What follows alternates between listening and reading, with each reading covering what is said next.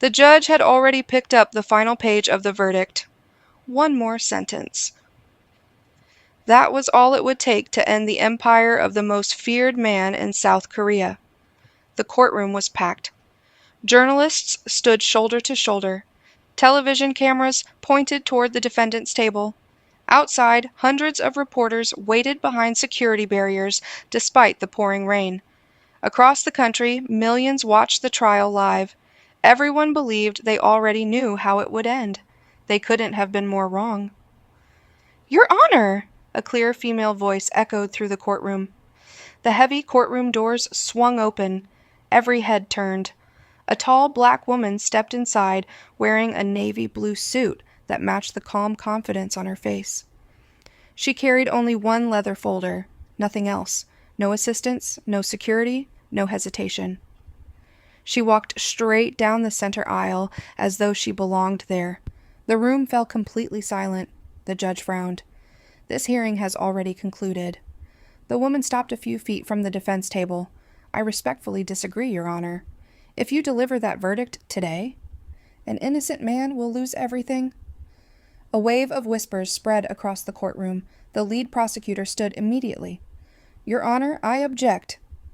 This woman has no connection to these proceedings." The judge looked toward her.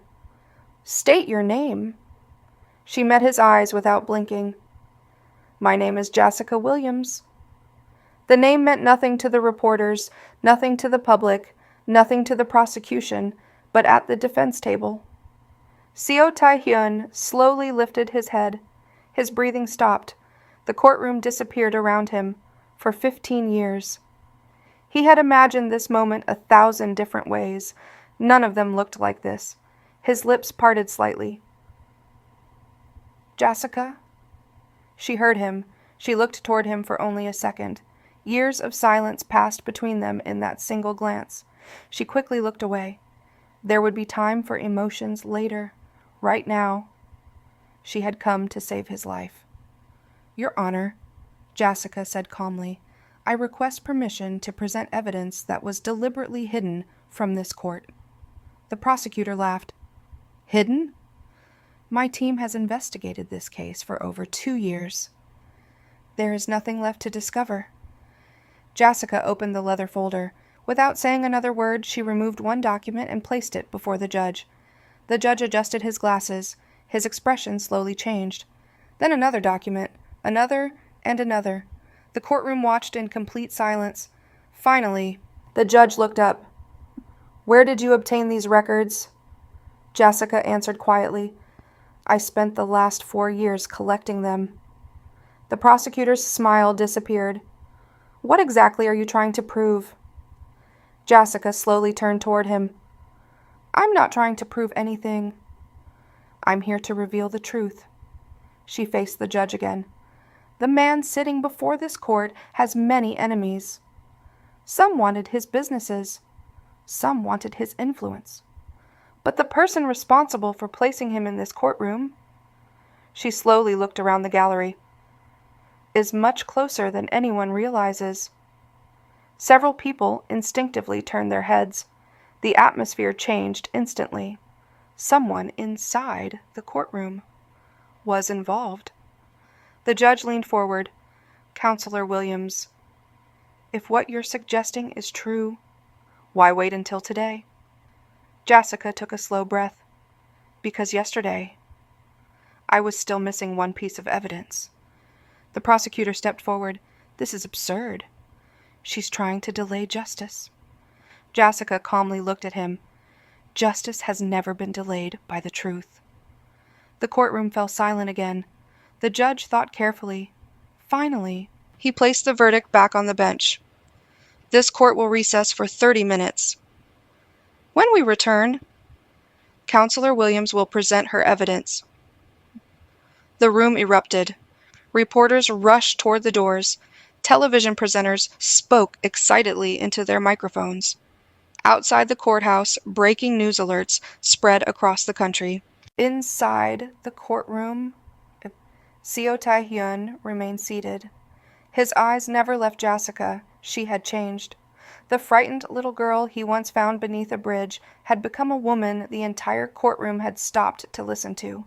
Yet one question remained. Why now? Why had she returned after 15 years of complete silence? Before he could speak, Jassica quietly closed the leather folder. She looked toward him for just a moment. The confident lawyer disappeared. In her place stood the little girl who had once looked at him with fear. Then she whispered words only he could hear. Please trust me. Before he could answer, the bailiff announced the recess. Jassica picked up her folder and walked toward the exit. The reporters rushed after her. Questions filled the hallway. Miss Williams? Are you related to Seo Tae-hyun? Where have you been all these years? Are you his lawyer? She answered none of them. She simply kept walking, because if she stopped now, she wasn't sure she could hold back the tears. 15 years earlier, snow covered every corner of Seoul. The freezing wind swept beneath Maple Bridge, where 9-year-old Jassica Williams wrapped her thin coat tightly around herself. She had not eaten since the previous morning. She sat quietly beside a small backpack that held everything she owned: a faded photograph, one extra sweater, and a tiny notebook her mother had once given her.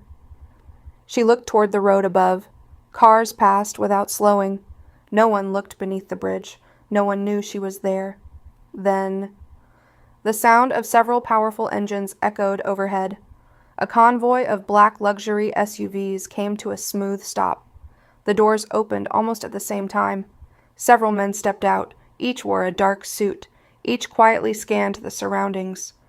Finally, one man appeared. He was tall, calm. His black overcoat moved gently in the winter wind. Dark tattoos disappeared beneath the collar of his shirt before reaching his neck. His face showed no emotion, even without speaking. Everyone around him waited for his instructions. Jassica's heart began beating faster. She immediately stood, her small hands tightened around the straps of her backpack. The stranger slowly walked toward her, stopping several feet away. Neither of them spoke.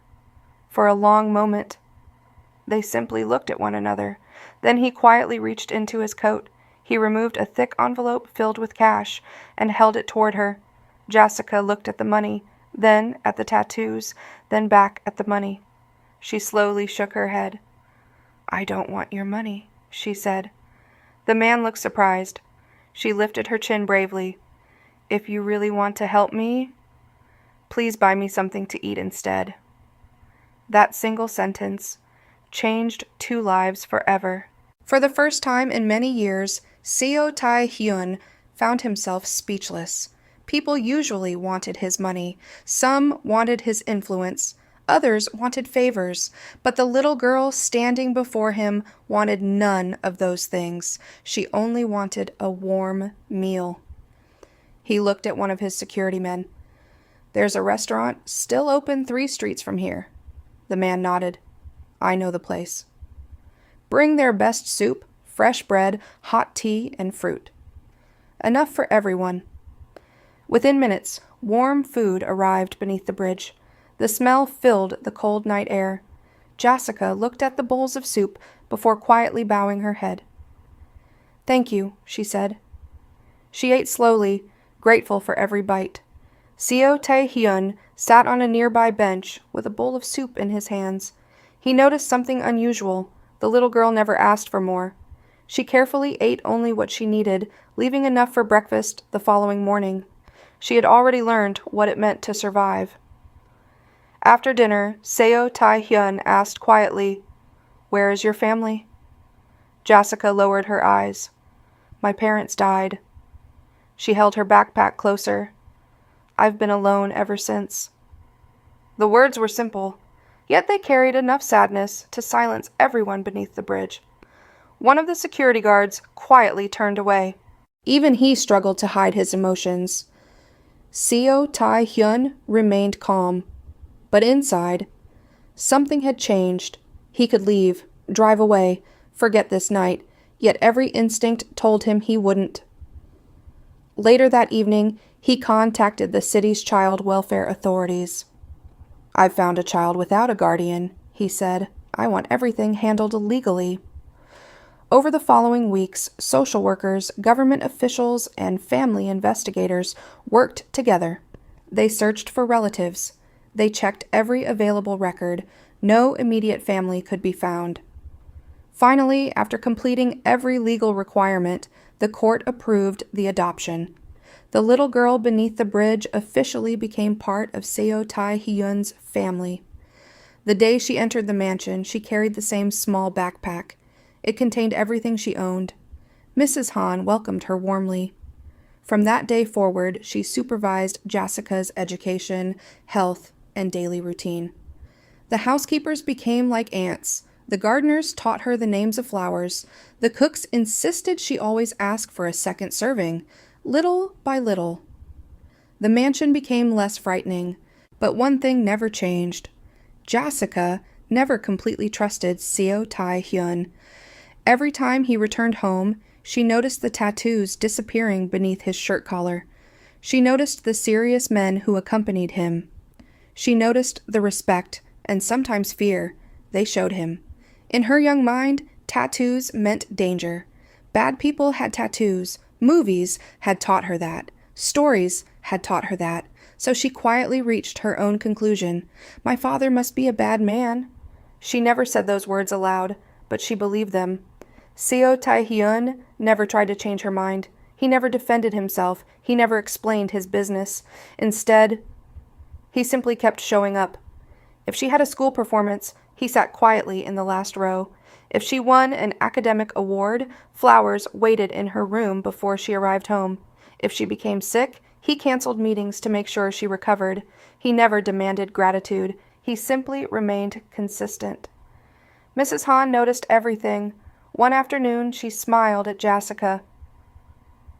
"Do you know why your father leaves home before sunrise?" Jassica shook her head. "No." "So he can have dinner with you every evening." Jassica looked surprised. "He changes his meetings every day." "So he never misses dinner." Jassica didn't answer, but that night she looked at Seo Tae-hyun a little differently. Only a little. Years passed quietly. The frightened orphan beneath the bridge slowly grew into a confident young woman. She excelled in school, won national debate competitions, graduated at the top of her class, then completed her undergraduate degree with honors. Every achievement filled the mansion with celebration. Mrs. Han proudly displayed every certificate. Seo Tae-hyun never missed a graduation. He always applauded from the back of the room, never drawing attention to himself. He wanted every success to belong to Jassica, not to his name. The evening after her university graduation, the mansion felt unusually peaceful. The celebration had ended. The guests had gone home. Only 3 people remained around the dinner table. Mrs. Han smiled proudly. "I still remember the little girl who wouldn't say a word." Jassica laughed. "I remember hiding bread in my pockets." Mrs. Han laughed with her. "You thought we'd stop feeding you." Jassica smiled warmly. "I wasn't taking chances." Even Seo Tae-hyun chuckled softly.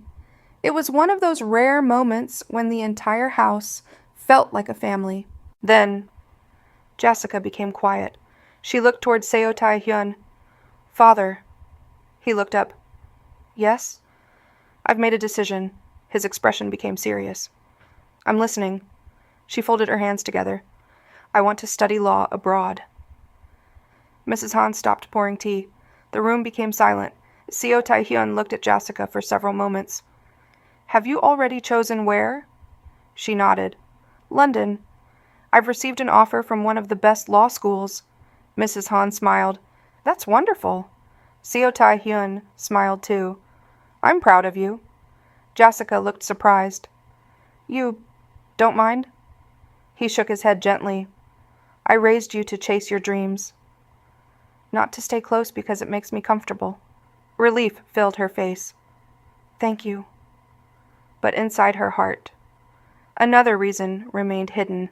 She wanted to leave Korea. She wanted distance. Distance from the whispers, distance from the headlines, distance from the man she loved as a father, yet secretly believed lived in a world she could never accept. She never told him. She couldn't, because despite everything, she didn't want to hurt the man who had never broken a single promise to her. Seo Tae-hyun watched her smile across the table. He believed she was simply excited about her future. He had no idea. His daughter was quietly leaving because she feared the truth about the life he lived, and that misunderstanding would keep them apart for many long years. The morning Jassica left Korea began in complete silence. The mansion, once filled with laughter during her graduation celebration, suddenly felt too large. Mrs. Han stood in the kitchen pretending to organize breakfast. In reality, she had folded the same kitchen towel 3 times. She simply wasn't ready to say goodbye. Upstairs, Jassica zipped the last suitcase. She looked around her bedroom one final time. The books, the photographs, the flowers on the balcony, everything reminded her of home. She gently picked up the framed picture taken on her university graduation day. In the photograph, Mrs. Han stood on one side. Seo Tae-hyun stood on the other. She smiled sadly. "No matter what happens," she whispered to herself, "I'll never forget this family." A few minutes later, she carried her luggage downstairs. Mrs. Han hugged her tightly. "You must eat properly." "I will." "You must sleep." "I'll try." "You must call us." Jassica smiled. "I promise." Mrs. Han laughed through her tears. "You've become such a wonderful woman." Jassica kissed her gently on the cheek. "I learned from the best." Outside, the black sedan waited quietly. Seo Tae-hyun placed her suitcase inside the trunk himself. The driver reached for it. "I'll do it," Seo Tae-hyun said. The driver respectfully stepped back. Jassica noticed. He had always done the little things himself whenever it involved her. She had never understood why. The drive to the airport was unusually quiet. Neither of them wanted to spoil the moment with unnecessary words. As they approached the terminal, Seo Tae-hyun reached into his coat pocket. He handed Jassica a small velvet box. "I almost forgot." She looked surprised. "You already gave me graduation gifts." "This one is different." She slowly opened it. Inside rested an elegant silver fountain pen. Its design was simple, beautiful. On one side were carefully engraved words. "Truth always finds its way." Jassica smiled. "It's beautiful." "It belonged to my father," Seo Tae-hyun said. "He believed that no lie could survive forever." She carefully held the pen. "I'll use it every day." "I hope you do." She closed the box gently. "I'll treasure it." Moments later, boarding was announced. Passengers slowly formed a line.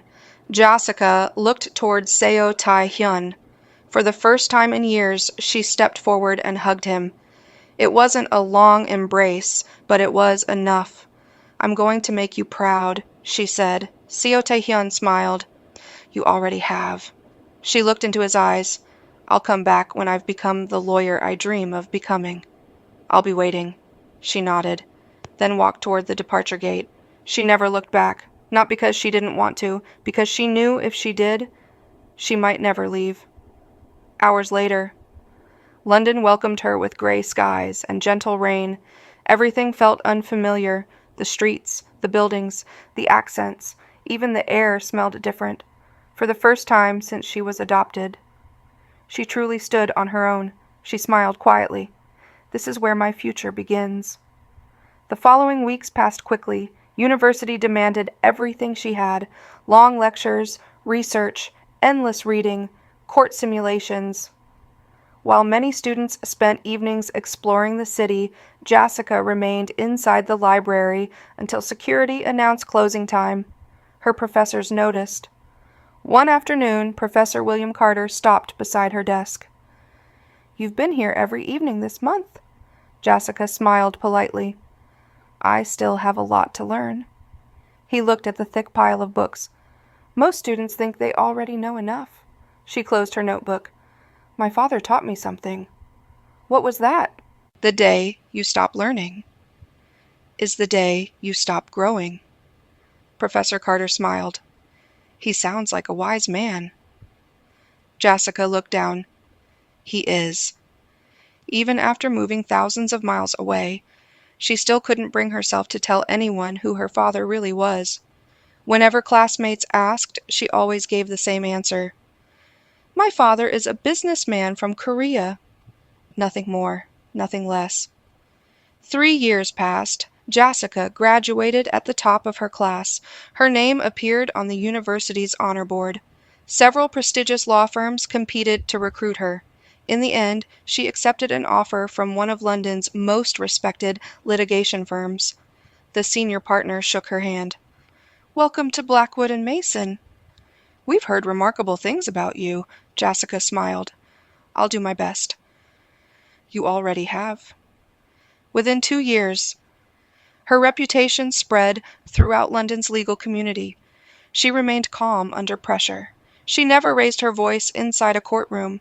She prepared every case with extraordinary detail. Judges respected her. Clients trusted her. Even opposing lawyers admired her professionalism. Newspapers began referring to her as the woman who never lost her composure.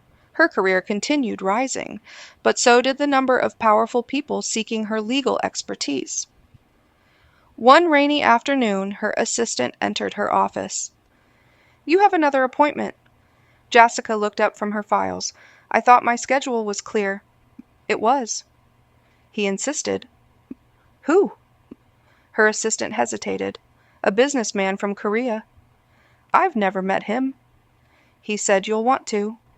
Jassica closed the file in front of her. "Send him in." A moment later, the office door opened. A tall Korean man entered wearing a perfectly tailored black suit. His movements were calm, confident. His dark eyes quietly studied the room before settling on Jassica. She immediately noticed the faint tattoo disappearing beneath the collar of his white shirt. Her smile faded. Not again. The man extended his hand. Kang Do-jin. She didn't shake it immediately. Instead, she looked at the tattoo, then back at him. "You've come to the wrong office." He raised an eyebrow. "I don't believe I have." "I don't represent organized crime." A faint smile crossed his face. "I wasn't asking you to." She folded her arms. "Then why are you here?" He calmly withdrew his hand. "I've been falsely accused of financial fraud." "I need a lawyer." She looked directly into his eyes. "I think you need someone else." He remained surprisingly relaxed. "Why?" "Because I choose my clients carefully." "So do I," he replied. The room became quiet. For several long seconds, neither looked away. Finally, Jassica spoke. "I know men like you." His expression remained unchanged. "Do you?" She glanced once more toward the tattoo beneath his collar. "I've spent my entire life trying to stay away from your world." Without another word, she walked to the office door and opened it. "Our meeting is over."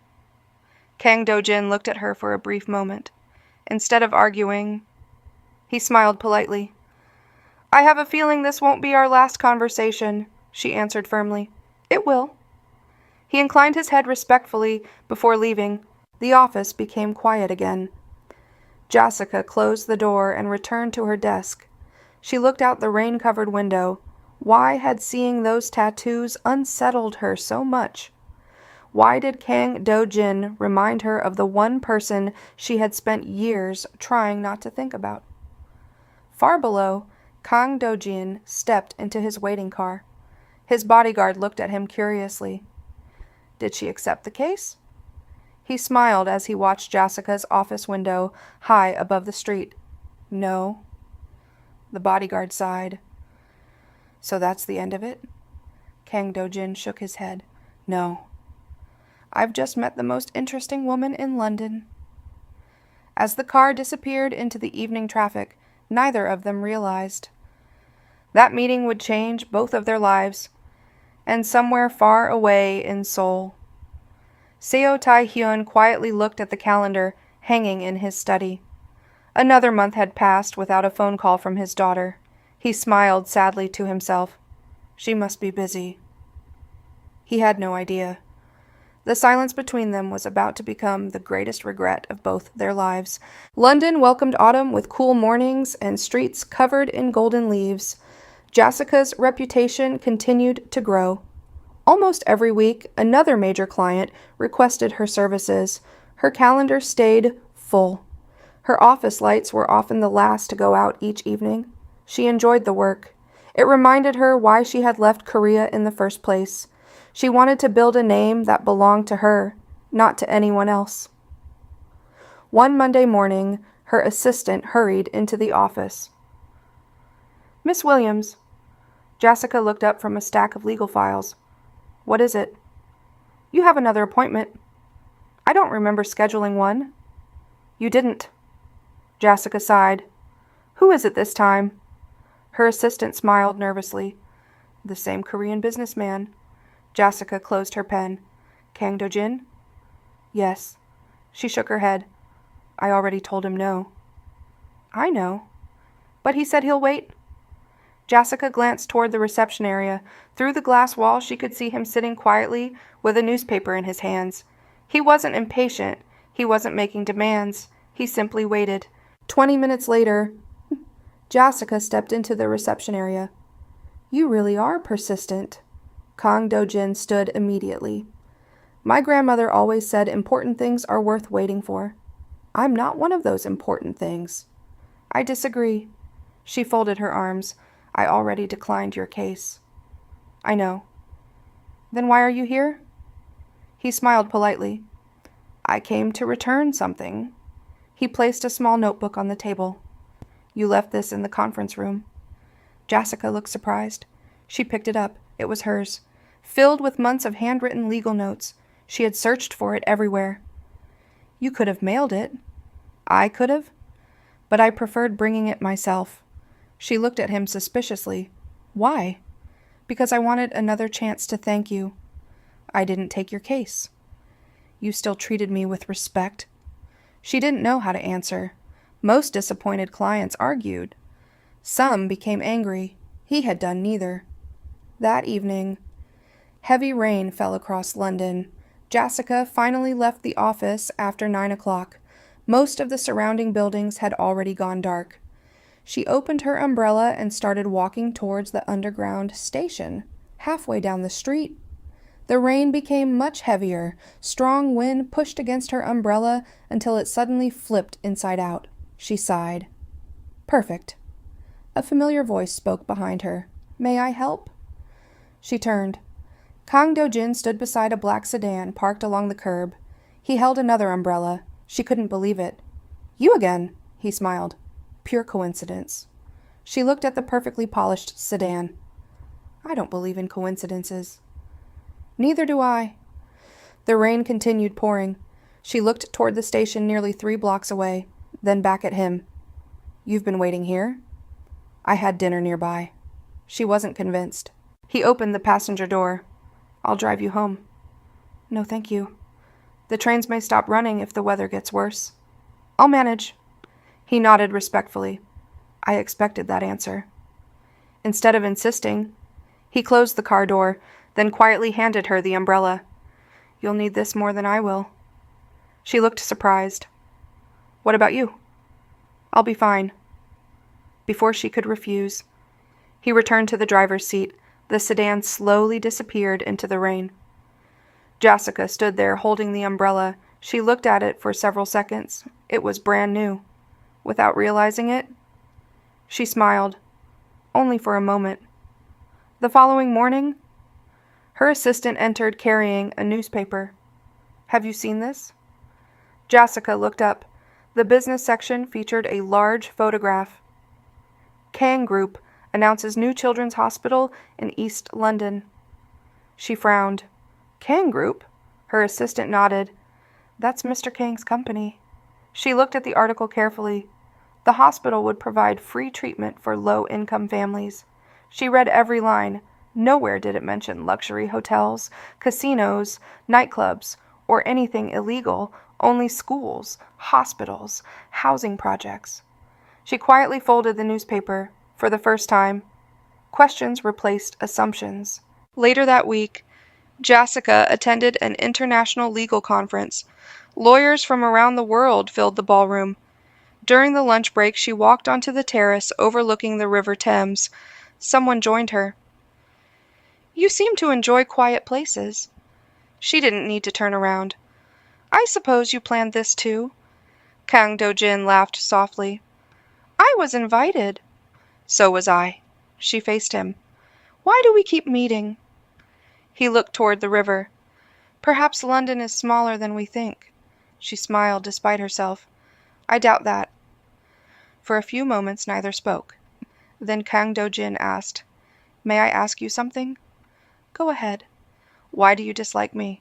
She answered honestly. "You remind me of someone." "Someone who hurt you?" She shook her head. "No. Someone I never understood." He studied her expression. "I see. But one day, I hope you'll judge me for who I am, not who I remind you of." His words stayed with her long after he walked away. Meanwhile, thousands of kilometers away, Seo Tae-hyun sat inside his headquarters reviewing quarterly reports. Across the table sat Han Jun-seok. Everything appeared normal. Profits continued rising. New investments looked promising. Executives congratulated one another. Yet Han Jun-seok secretly celebrated something entirely different. Every report placed before Seo Tae-hyun had already been carefully altered. Every forged signature, every hidden transfer, every missing account. His plan was progressing exactly as intended. No one suspected him, not even the man who trusted him most.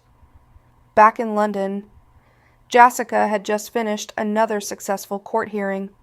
Outside the courthouse, reporters gathered around her. "Miss Williams?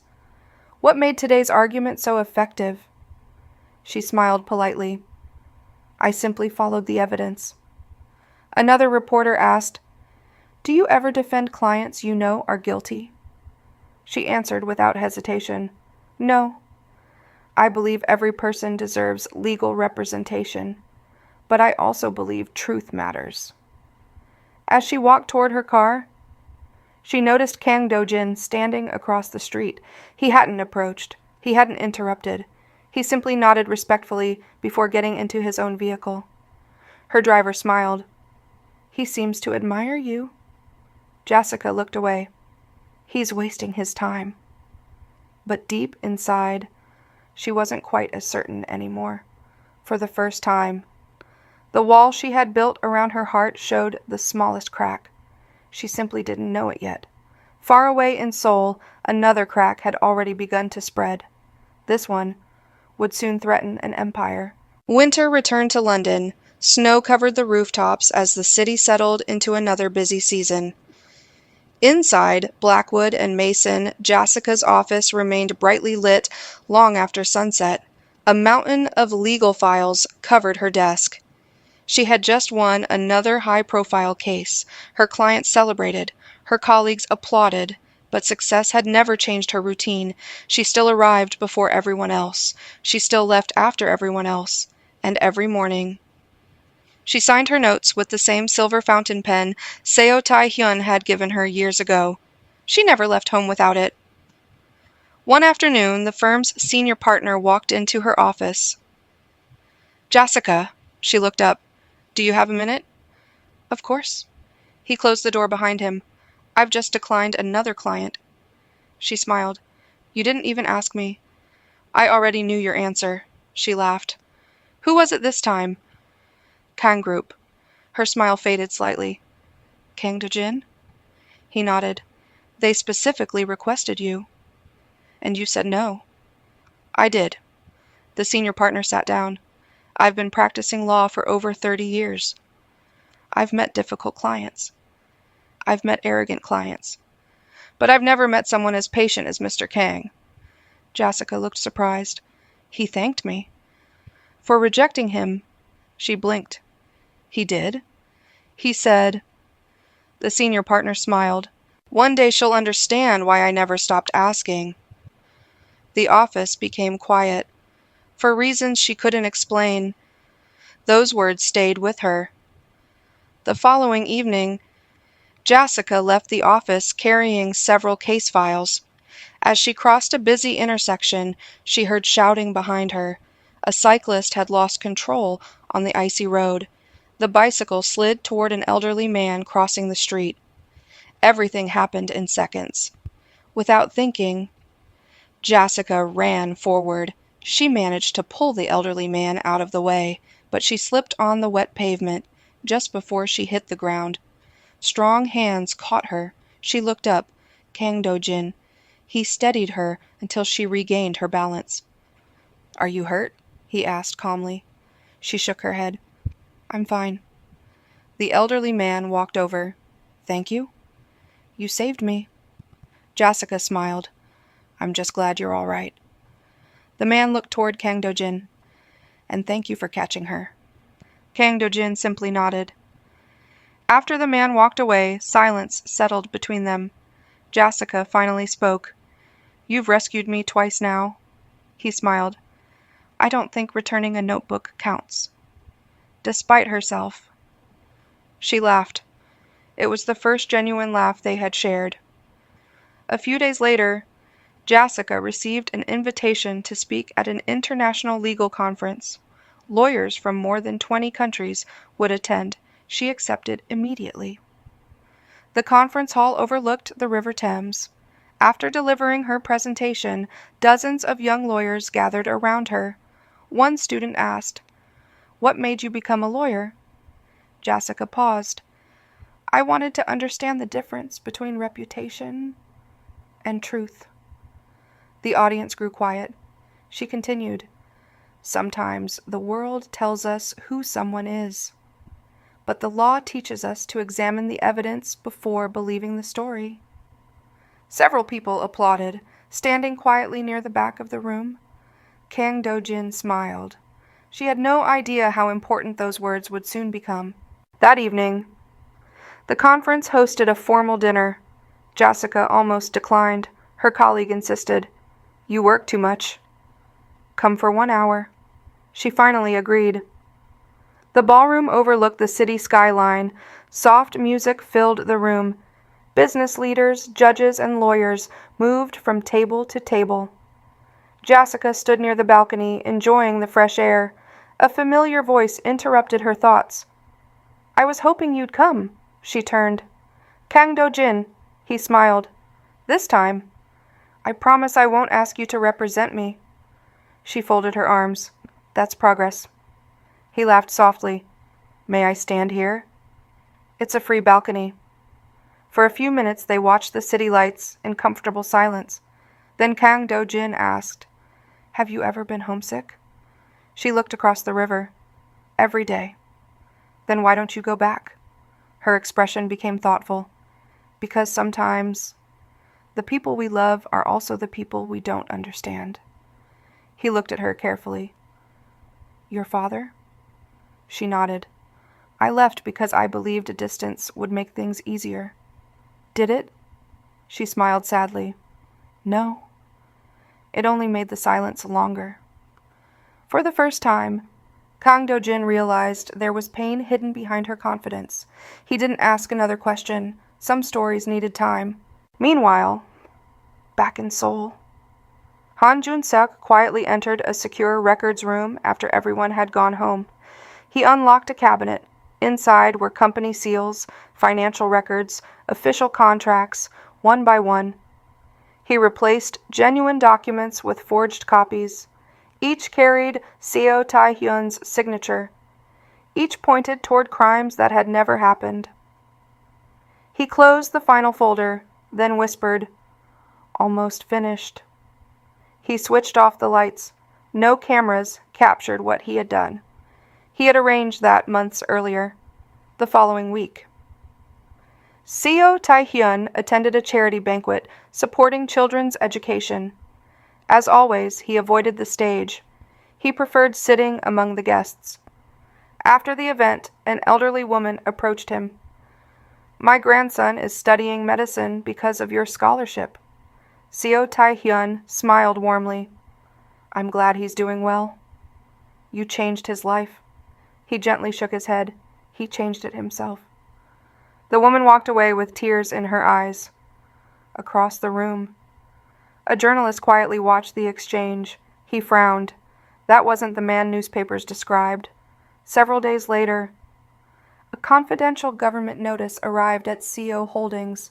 The envelope was marked urgent. CO Tae-hyun opened it. His expression remained calm, but his eyes narrowed. A formal financial investigation had been approved. Several international accounts connected to his companies were under review. He immediately called Han Jun-suk. "Come to my office." 10 minutes later, Han entered with his usual respectful smile. "You wanted to see me, Chairman?" Seo Tae-hyun handed him the letter. "What do you make of this?" Han read it carefully, then looked up. "It appears someone has reported irregular financial activity." Seo Tae-hyun leaned back in his chair. "Do we have anything to hide?" Han answered without hesitation. "No." "Then we cooperate." "As always." Han bowed respectfully. "I'll prepare everything." As he left the office, a faint smile crossed his face. Exactly as planned. That same evening, Jassica returned to her apartment after another long day. She noticed a small package outside her door. There was no sender's name, only a handwritten note. She carefully opened it. Inside was a beautifully bound first edition of The Rule of Law by one of her favorite legal scholars. She unfolded the note. "Congratulations on another victory. I thought this belonged in your library more than mine. KD." She smiled despite herself. There were no flowers, no expensive jewelry, no grand gestures, just a book. The perfect gift. She carefully placed it on her bookshelf. Without realizing it, she had stopped wondering whether Kang Do-jin was a dangerous man. Now, she found herself wondering who he truly was. And in Seoul, Seo Tae-hyun was beginning to ask the very same question about the man he trusted more than anyone else. The answers to both questions were closer than either of them imagined. A cold wind swept across Seoul. The city carried on as usual. Traffic filled the streets. Business towers opened their doors. News anchors delivered the morning headlines. No one realized that before sunset, one of Korea's most powerful men would become the center of a national scandal. Inside CO Holdings, executives gathered for the monthly board meeting. SEO Tae-hyun entered exactly on time. As always, everyone stood. "Good morning, Chairman." He acknowledged them with a quiet nod before taking his seat. Han Jun-suk connected his laptop to the large screen. "Let's begin." For nearly an hour, department heads presented their reports. Construction projects, shipping contracts, international investments, everything appeared normal. Then the conference room doors opened. A young secretary hurried inside. She looked pale. "I'm sorry for interrupting, but this just arrived." She handed a sealed envelope to So Tae-hyun. He opened it slowly. The room became silent. His eyes moved across the first page, then the second. Without changing his expression, he placed the documents on the table. Han Jun-suk looked concerned. "Chairman, is everything all right?" Seo Tae-hyun looked around the room. "We've received notice of a government investigation." Several executives gasped. "An investigation? Into what?" Seo Tae-hyun answered calmly. "Financial misconduct." The room exploded with questions. "That has to be a mistake. Our records are clean. This doesn't make sense." Seo Tae-hyun raised one hand. Silence returned immediately. "We will cooperate. If we've done nothing wrong, the truth will speak for itself." Han Jun-suk quietly lowered his head. Inside, he smiled. Everything was happening exactly as planned. 3 days later, government investigators arrived at SEO Holdings. Employees watched nervously as boxes of financial records were carried out of the building. Television cameras gathered outside. News helicopters circled overhead. By evening, every major news station carried the same headline: Breaking news authorities investigate SEO holdings. Public opinion changed almost overnight. Some people defended Seo Tae-hyun, others celebrated. Social media exploded with speculation, but Seo Tae-hyun said nothing. He instructed every employee to continue working normally. No interviews, no accusations, no panic. His calmness surprised everyone, thousands of kilometers away. Jassica had just finished presenting closing arguments in a major commercial case. The judge smiled. The court will deliver its decision next week. Outside, reporters surrounded her. Miss Williams. Another impressive performance. She thanked them politely before getting into her car. Her phone began vibrating. It was Mrs. Han. Jassica smiled immediately. She answered, "Mrs. Han." The older woman tried to sound cheerful. "How are you, my dear?" "I'm doing well." "And father?" There was a pause long enough to change everything. "He's been very busy." Jassica frowned. "Is something wrong?" Mrs. Han hesitated. "No. Everything will be all right." The call ended only a few minutes later, but something didn't feel right, for the first time in years. Mrs. Han hadn't sounded like herself. The following morning, Jassica walked into her office carrying coffee and several legal files. Her assistant looked unusually nervous. "Miss Williams." She looked up. "What happened?" The assistant quietly placed a newspaper on her desk. The front page showed a photograph that made her heart stop.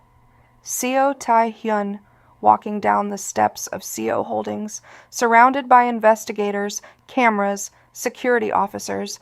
The headline covered nearly half the page. "Korean business tycoon under major financial investigation."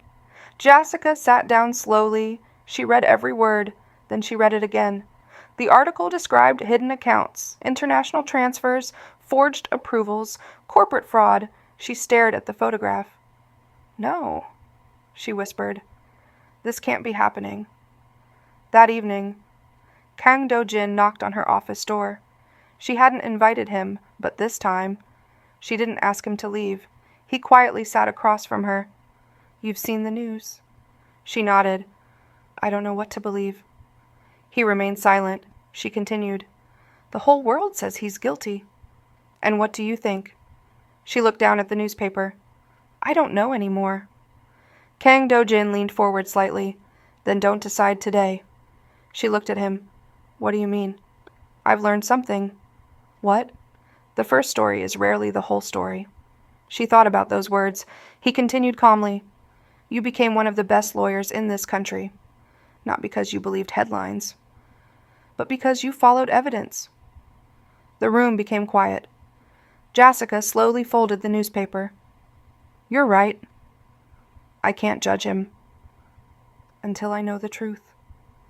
For the first time in years, she decided to investigate her own father, not to save him, not to condemn him, simply to discover the truth. Meanwhile, back in Seoul, Han Jun-suk stood inside a secure archive room. He removed another folder from a locked cabinet. Inside were dozens of forged documents. Each one appeared authentic. Each one pointed directly at Seo Tae-hyun. He carefully placed them inside a government evidence box that investigators would collect the following morning. He smiled quietly. One final step. As he closed the box, he didn't notice someone standing at the far end of the hallway. An elderly maintenance worker. The man had only come to replace a broken light fixture. He couldn't hear the conversation, but he clearly saw Han Jun-seok placing company files into a government evidence box after everyone else had gone home. The old man frowned.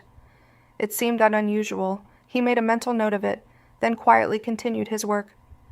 Han Jun-seok never realized one ordinary witness had just become the first crack in the perfect plan he had spent years building. Late that night, Jassica stood alone in her apartment. The newspaper remained open on the dining table. She picked up the silver fountain pen Seo Tae-hyun had given her before she left Korea. Her fingers traced the familiar engraving. Truth always finds its way.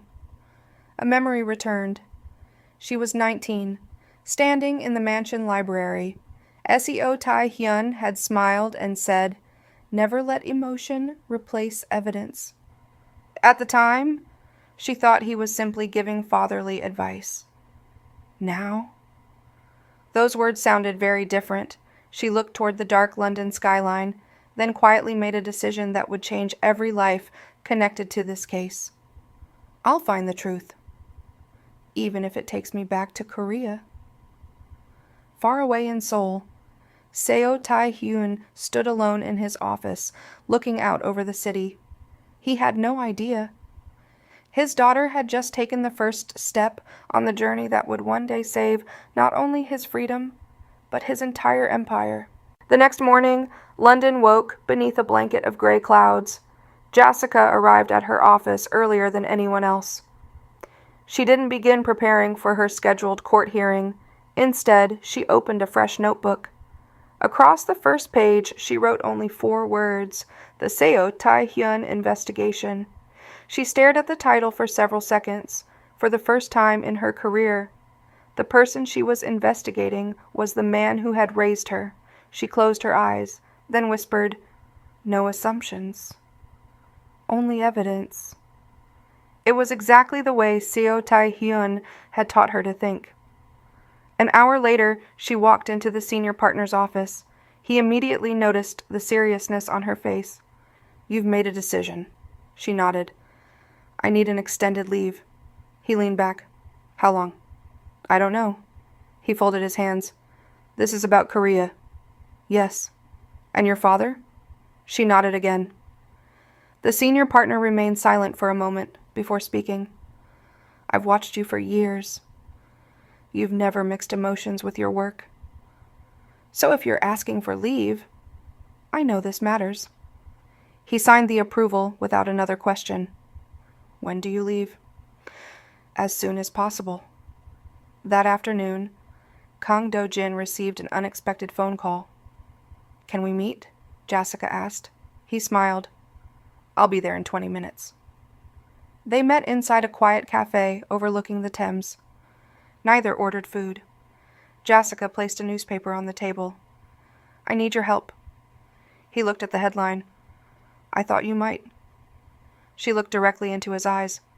"I don't need favors. I don't need influence. I need information. You once told me not to believe headlines." I listened. Kang Do-jin nodded. "What do you need?" "Everything. The real financial records. The companies. The people around my father. Especially Han Jun-seok." At the mention of that name, Kang Do-jin's expression changed. "You know him."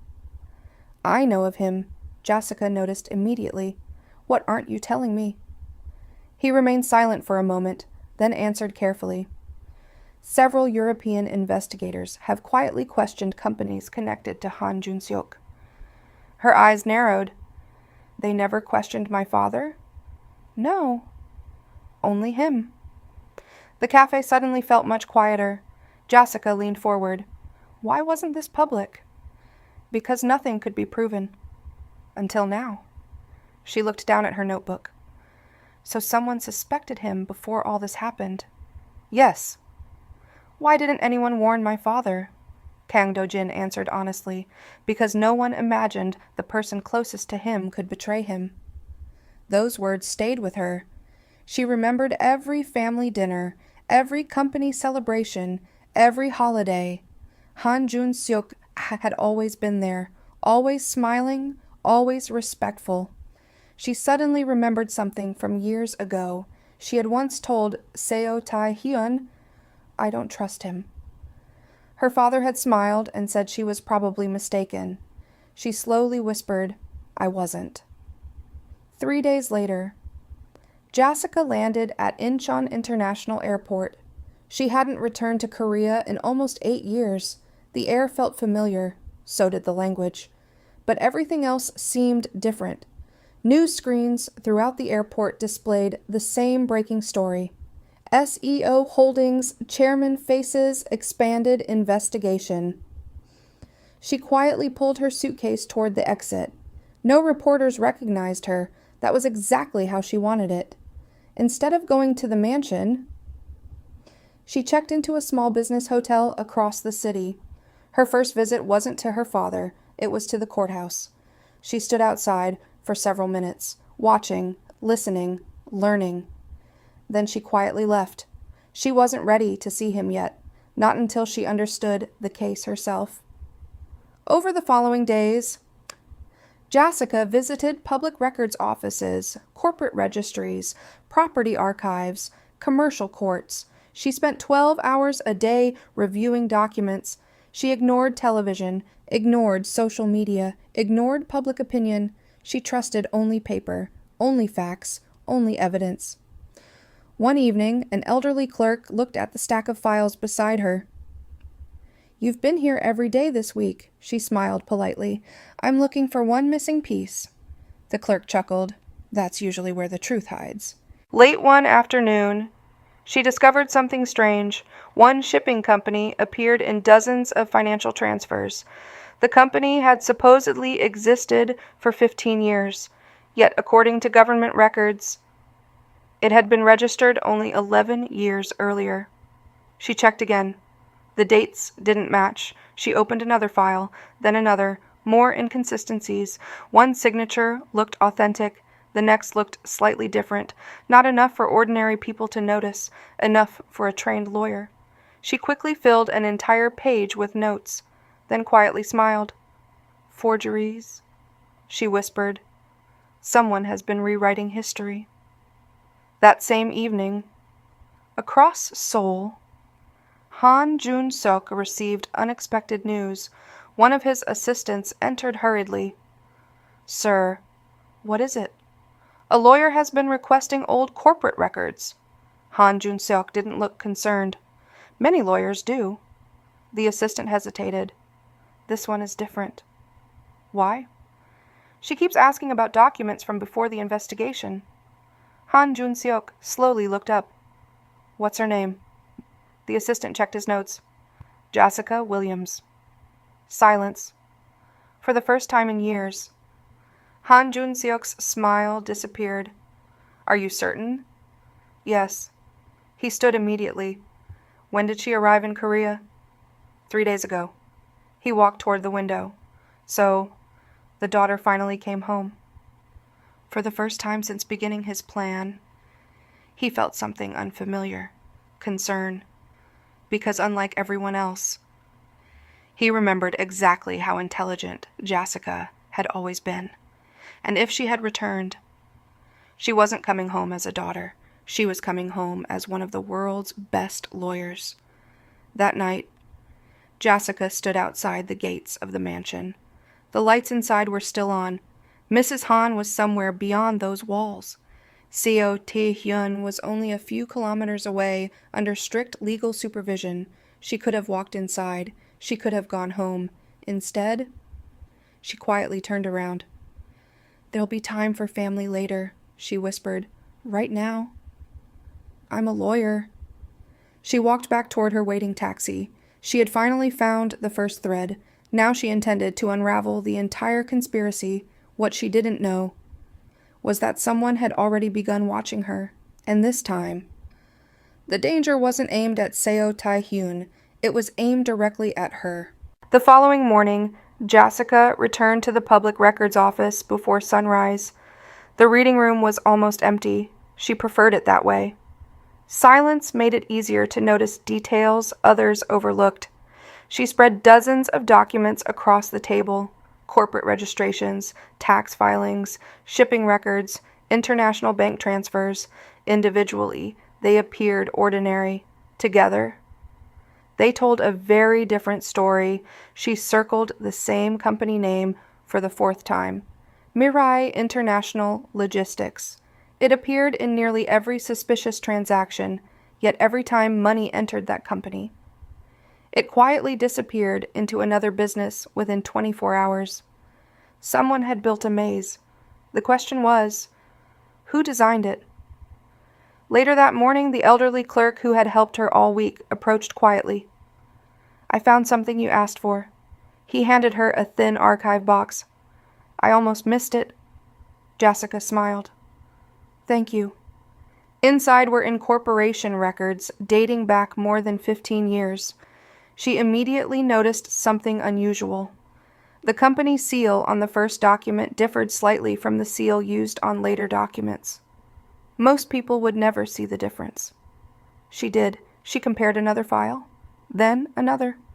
The seals had been replaced years after the companies were created. Someone had altered official records.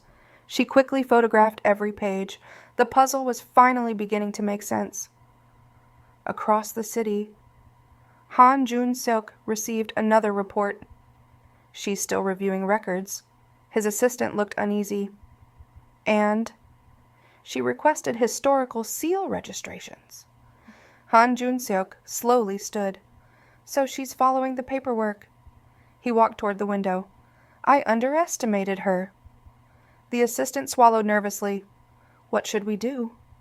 Han Jun-seok turned. Nothing reckless. If she finds nothing, she'll eventually leave. But if she gets too close... He paused. We'll handle it.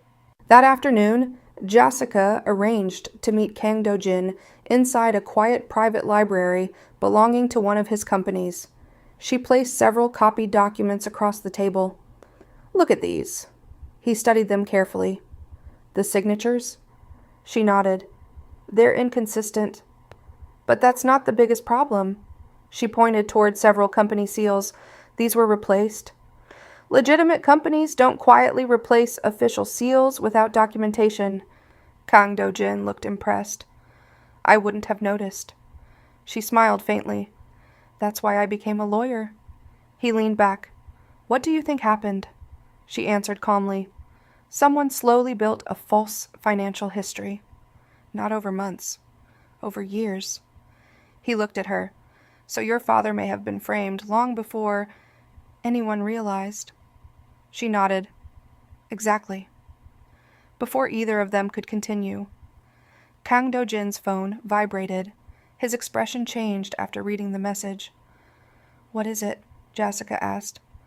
My security team. They've noticed the same vehicle following you for 2 days. Jassica frowned. I thought I was imagining it. You weren't. She looked toward the window. So someone knows I'm investigating. I believe so. He stood. From now on, I don't want you traveling alone. She immediately shook her head. I don't need bodyguards. You need protection? I'm not afraid. I know. His voice remained calm, but courage doesn't stop someone else's bad decisions. For a moment, neither spoke. Finally, Jassica sighed. Fine. But only until I finish this investigation. A small smile appeared on his face. I'll take that victory. The following evening, Jassica stayed late reviewing evidence inside her hotel room. She arranged photographs across the bed, company names, financial timelines, copies of signatures. Everything pointed toward one person, Han Jun-seok. But suspicion wasn't enough. She needed proof. A loud knock interrupted her thoughts. She looked at the clock. Almost 11 o'clock. Another knock, more urgent this time. She walked quietly toward the door. Who is it? No answer. Her instincts immediately sharpened. Instead of opening the door, she stepped backward. A few seconds later, her phone rang. It was Kang Do-jin. Jassica. His voice was unusually serious. Don't open the door. She froze. I wasn't planning to. My security team just reviewed the hallway cameras. The 2 men outside your room aren't hotel guests. Her heart began beating faster. What do I do? Stay where you are. I'm coming. Less than 10 minutes later, the hotel corridor filled with security personnel. By the time they reached Jassica's floor, the 2 strangers had already disappeared. Only the elevator doors slowly closed at the far end of the hallway. Kang Do-jin knocked gently. It's me. She opened the door. He immediately looked around the room. Are you all right? She nodded. I never opened it. He let out a quiet breath of relief. I was afraid I'd arrived too late. For the first time since returning to Korea, Jassica realized this investigation was no longer just a legal battle. Someone wanted to stop her. The next morning, news stations across Korea announced another major development. Prosecutors expect final court hearing within days. Jassica stared at the television. Within days? She immediately checked the court schedule. The hearing had been moved forward. She looked toward Kang Do-jin. They're rushing this, he nodded. Someone doesn't want you to finish. She gathered every document into her leather folder. Then we don't have much time. That afternoon, while reviewing one final archive, the elderly clerk hurried toward her. Miss Williams. She looked up. I found something. He handed her an old visitor log from CO Holdings. It probably isn't important. She opened it anyway, then stopped breathing. One name appeared repeatedly over several years. A forensic document examiner, private meetings, always arranged by Han Jun-seok, never recorded in official company calendars. She looked at the dates. Each meeting happened just before major financial approvals appeared. She slowly closed the book. This, she whispered, changes everything. Kang Do-jin looked over her shoulder. What is it? Jassica's eyes remained fixed on the page. I think I just found the person who taught someone how to imitate my father's signature. For the first time, she wasn't chasing theories anymore. She was chasing a witness, and somewhere else in Seoul. Han Jun-seok received a single phone call.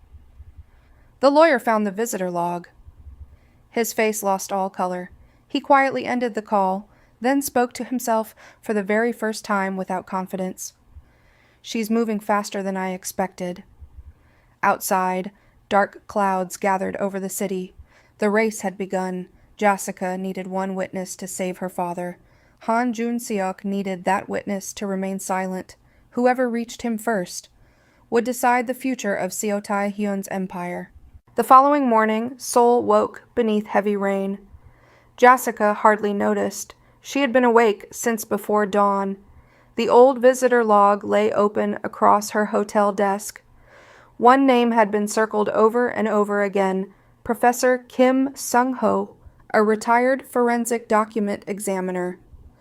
According to the records, Han Jun-seok had met him privately at Seo Holdings dozens of times over several years. None of those meetings appeared in the company's official calendar.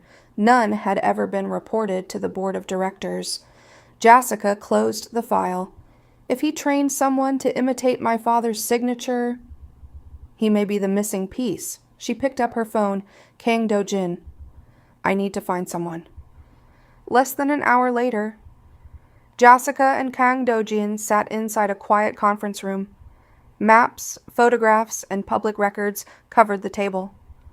Do-jin looked toward one of his trusted advisors. Find Professor Kim. The advisor nodded. We've already started. No shortcuts, Jassica said firmly.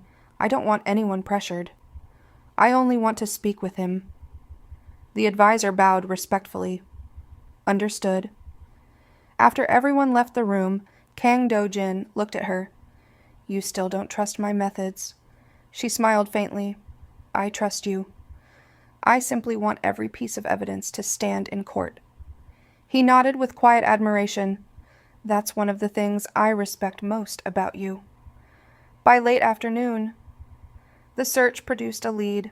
Professor Kim had retired nearly 4 years earlier. He lived alone in a quiet seaside town several hours outside Seoul. Jassica immediately stood. We're leaving now. The drive was long. Rain continued falling across the highway. For much of the journey, neither of them spoke. Finally, Kang Do-jin broke the silence. Can I ask you something? She looked out the window. Go ahead. If your father is innocent, what will you say to him? She remained quiet for several moments. I don't know. You've imagined this moment. I have. But every version ended differently. She smiled sadly. I never imagined finding him in a courtroom. By early evening, they arrived at the small coastal village. The streets were quiet. Fishing boats rested along the harbor. An elderly neighbor pointed toward a modest house overlooking the sea. Professor Kim? He still lives there. But he rarely has visitors. Jassica thanked her, then walked toward the front gate. She knocked gently. No answer. She knocked again. Several seconds later, the door slowly opened. An elderly man looked at them cautiously. Can I help you? Jassica introduced herself. My name is Jassica Williams. I'm a lawyer. I'd like to ask you about CO Holdings. The man's expression changed immediately. I have nothing to say. He started closing the door. Jassica spoke before it shut. I'm not here to accuse you. I'm here because an innocent man may lose everything. The professor stopped. He looked into her eyes for a long moment. Finally, he stepped aside. You'd better come in. Inside the small living room, books lined every wall, old awards filled glass cabinets. Professor Kim quietly prepared a tea. No one spoke until he finally sat down. You've come because of Seo Tae-hyun. Jassica nodded. Yes. The professor sighed deeply. I've been expecting someone. Just not you. He looked toward the rain outside. Years ago, Han Jun-suk approached me. He wanted expert advice. What kind of advice? Jassica asked. The old man lowered his head. Signature analysis. She held her breath. He claimed the company wanted stronger fraud detection. So I explained how handwriting experts identify genuine signatures. His voice became heavier. I never imagined. He wanted to learn how to copy them. The room fell silent. Kang Do-jin slowly leaned forward. Did you ever help him forge documents? The professor answered firmly. No. I taught science. I didn't teach crime. He stood and walked toward an old filing cabinet. After unlocking it, he removed a sealed envelope. I kept these. Jassica opened it carefully. Inside were handwritten practice sheets. Hundreds of attempts. The same signature written over and over again. Seo Tae-hyun. Some were poor. Others were nearly perfect. The professor spoke quietly. I confronted Han Jun-seok when I realized what he was doing. He promised he had abandoned the idea. I believed him. His voice trembled. That was the greatest mistake of my career. Jassica looked at the documents. For the first time, she held physical proof that someone had practiced copying her father's signature, but she still needed something stronger. She looked at the professor. Will you testify? He closed his eyes. If I do, my life will never be peaceful again. I know. He remained silent, then looked at an old family photograph resting on the shelf. My wife always told me, silence protects the wrong person. He smiled sadly. I should have listened sooner. He looked back at Jassica. Yes. I'll testify. As they prepared to leave, Kang Do-jin's phone vibrated. His security chief spoke urgently. Sir, we have a problem. What happened? Several unidentified vehicles entered the village 20 minutes ago. Kang Do-jin immediately looked toward the window. Headlights appeared in the distance. Too many, too organized. Jassica noticed them too. They're looking for him. Kang Do-jin nodded. They know we found the witness. He turned toward the professor. You can't stay here tonight. The elderly man looked confused. Why? Because someone else is coming. Within minutes, Do-jin's security team quietly escorted Professor Kim through the back entrance. No shouting, no dramatic chase, only careful planning. By the time 3 black SUVs stopped outside the house, the professor was already gone. Several men stepped out and knocked repeatedly, receiving no answer. They eventually drove away, watching from a nearby hillside. Jassica slowly exhaled. We were only minutes ahead. Kang Do-jin looked toward her. The case has changed. She nodded. No, the whole trial has changed. The following morning, news stations announced that the final hearing would begin in 48 hours. Jassica sat alone, reviewing every piece of evidence one last time. The visitor log, the practice signatures, the altered company seals, the financial timeline, the witness statement, everything finally connected. She quietly placed the last document inside her leather folder, then whispered the word she had carried in her heart for years. Father, I finally know the truth. She looked toward the courthouse rising in the distance. In just 2 days, she would walk through those doors, not as the frightened orphan who once doubted the man who adopted her, but as the lawyer who would fight for the truth he had taught her to seek. She had no idea. When those courtroom doors finally opened, her father would be just as shocked to see her as the entire nation. The final hearing drew more attention than any courtroom in Seoul had seen in years. Before sunrise, reporters had already surrounded the courthouse. News vans lined the streets. Television helicopters circled overhead. People gathered behind security barriers, hoping to witness history. Inside the courtroom, every seat was occupied. Business leaders, lawyers, government officials, journalists from around the world. Everyone expected the same ending, the conviction of Seo Tae-hyun. The man newspapers had called the shadow of Seoul, the man many believed had hidden behind power for years. Only one person knew that the story was far from over. Before we continue, take a moment to think about this. Have you ever judged someone by their appearance, their reputation, or what other people said about them, only to later discover you were completely wrong? Leave your answer in the comments below and let us know which country you're watching from. We'd love to know where our Afro-Korean family is growing around the world. If you're enjoying this story, don't forget to like this video, subscribe to the channel, and turn on notifications so you never miss another unforgettable story. Now, let's return to the courtroom. The bailiff called the room to order. All rise. The judge entered and took his seat. You may be seated. Seo Tae-hyun sat quietly beside his legal team. His face remained calm. He had spent his entire life facing impossible situations, yet today felt different. He wasn't afraid for himself. He was thinking about Mrs. Han, about the employees who had trusted him, about the thousands of families whose livelihoods depended on his companies. Across the room, Han Jun-seok appeared completely relaxed. He believed victory was only minutes away. The prosecutor stood confidently.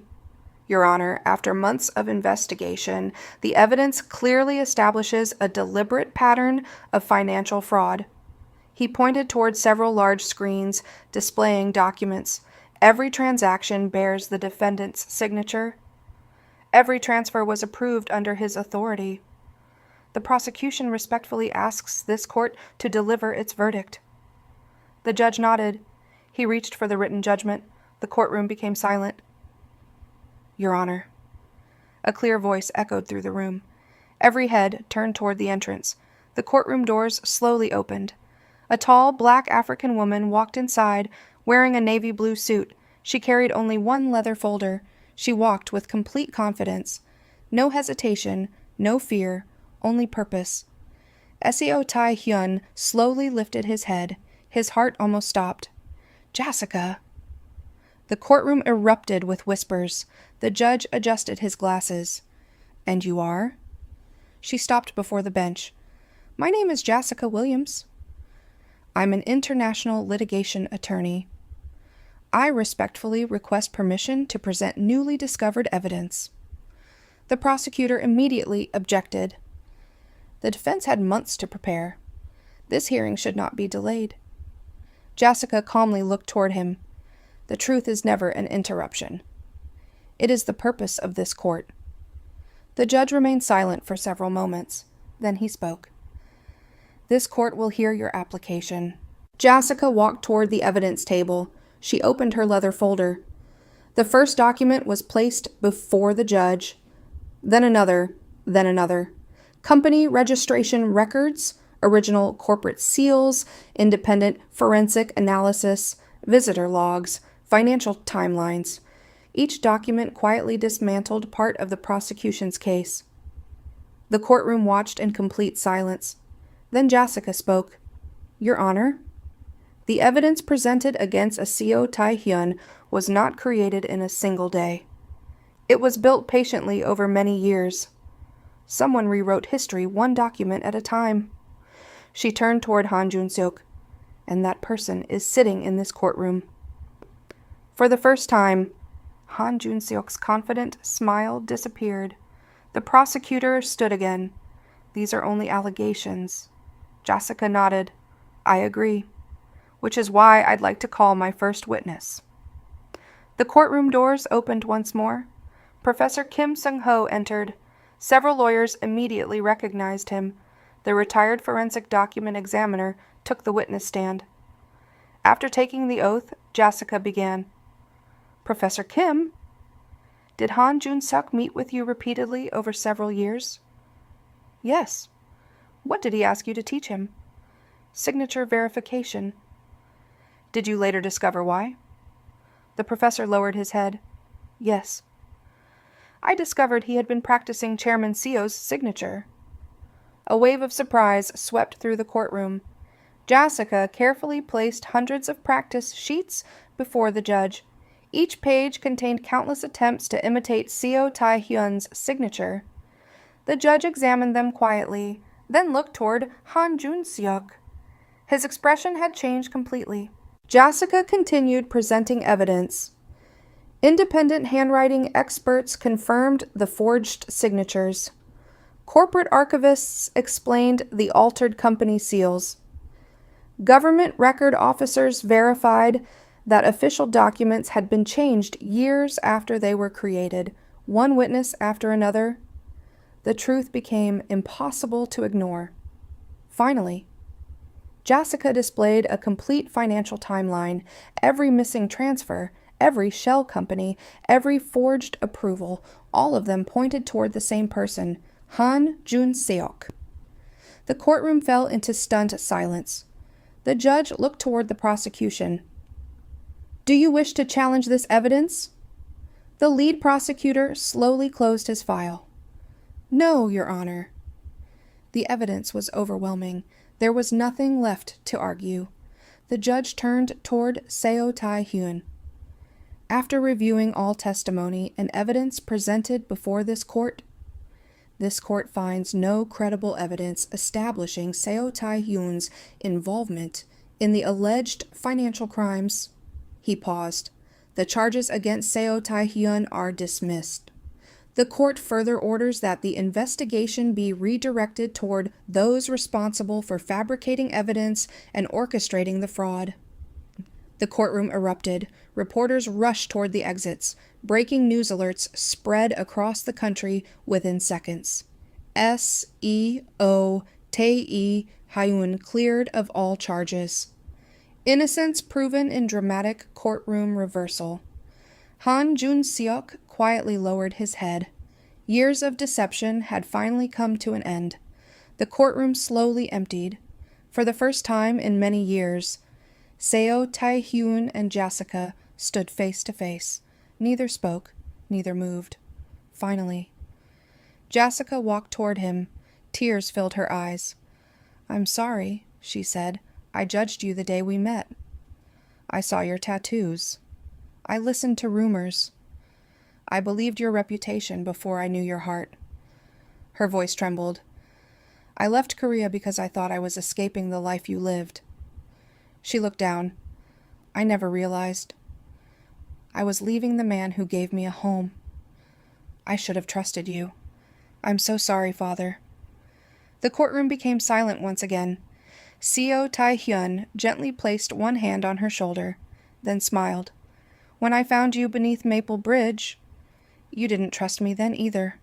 A small laugh escaped through her tears. He continued softly, "You became exactly the lawyer I hoped you would become. You searched for evidence. You followed the truth. even when that truth involved me. I've never been more proud of you."